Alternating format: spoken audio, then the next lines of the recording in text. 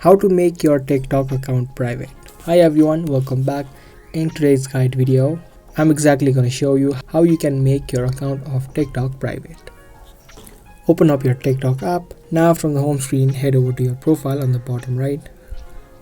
Tap on the three lines on the top right and then tap on settings and privacy. Now in settings, you'll be able to see a tons of options. You'll need to tap on privacy. And in privacy on the top, you'll be able to see an option of private account. It says with a private account, only users you approve can follow you and watch your videos. So that means only the people that follow you will be able to see all the TikToks that you post, and you'll need to approve other new followers in order to make them view your TikToks.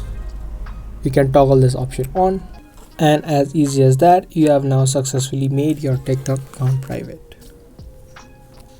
If you guys liked and found this video useful, then make sure to subscribe, share, and also give this video a big thumbs up. That's pretty much it for today's video, and I'll be back with more. Thanks for watching.